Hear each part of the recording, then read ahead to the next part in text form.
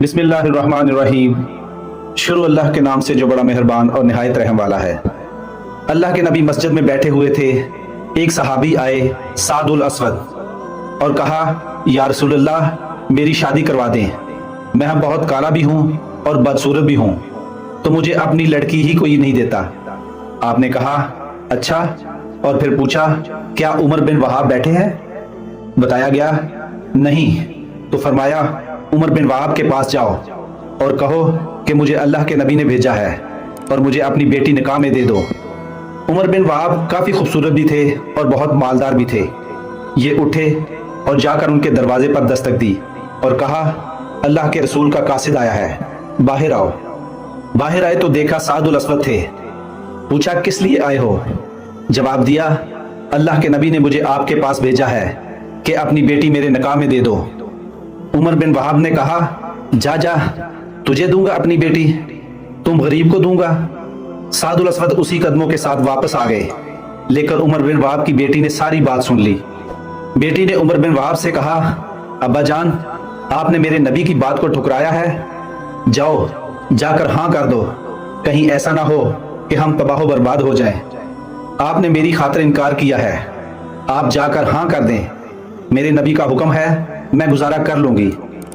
उमर बिन वहाब मजलिस में आए तो सादुल अस्वद पहले मजलिस में आए बैठे थे। अल्लाह के नबी ने उमर बिन वहाब को देखा तो कहा, उमर बिन वहाब, आपने तो हमारी बात ठुकरा दी। कहा, या रसूलल्लाह, मैंने नहीं ठुकराई, मैं हाजिर हूँ। या रसूलल्लाह, आप मेरी बेटी का अल अस्वद के साथ निकाह पढ़ें। 400 दिरहम हक महर तय हुआ।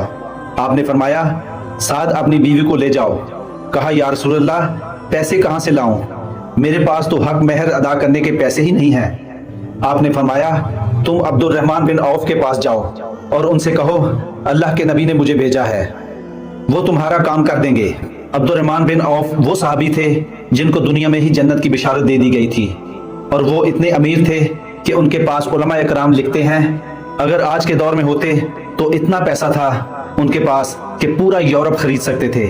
लेकिन ईमानदार ताजर थे और अल्लाह के नबी ने उनको दुनिया में ही जन्नत की बिशारत दे दी थी। साद उनके पास गए, अल्लाह के नबी का पैगाम दिया तो उन्होंने रकम का बंदोबस्त कर दिया और 400 दिरहम से ज्यादा पैसे जमा हो गए। साद ने सोचा, 400 दिरहम तो बीवी को हक महर दूंगा, बाकी मैं बीवी के लिए कुछ तहाइफ ले लेता हूँ, और बाजार चले गए। बाजार में दाखिल हुए तो इतने में ऐलान हुआ कि मदीने पर कुछ बुद्दों ने हमला कर दिया है। जैसे ही उनके कान में आवाज पड़ी कि मुसलमानों आओ दिफा करने के लिए, तो बीवी के तहाइफ का ख्याल तर्क किया, एक घोड़ा और तलवार खरीदी और लश्कर में घुस गए। लड़ते लड़ते उनका घोड़ा जख्मी होकर नीचे गिरा और बुद्दों ने उन पर हमला कर दिया।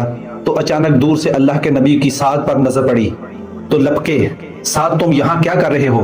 तुम्हें तो मैंने तुम्हारी बीवी के पास भेजा था। तब तक सादुल अस्वद शहीद हो चुके थे। अल्लाह के नबी साद की तरफ लपके, साद के सर को अपनी झोली मुबारक में रख लिया और आपकी आंखों से आंसू निकल के साद के चेहरे पर पड़ रहे थे। और अल्लाह के नबी प्यार से कहने लगे, साद, तू कितना प्यारा है, तू कितना खूबसूरत है, तू कितना खुशबूदार है। फिर आप मुस्कुराए और फरमाया, रब्बे काबा की कसम, साद हौसे कौसर पर पहुंच गया है। एक सहाबी ने पूछा, या रसूलल्लाह, आप अभी रो रहे थे और फिर आप अचानक मुस्कुरा पड़े, ये समझ नहीं आया। अल्लाह के नबी ने फरमाया, मैं रोज साद की जुदाई में रहा था और मुस्कुरा इसलिए रहा हूं कि मुझे साद के जन्नत में आली शान महल्लात नजर आए।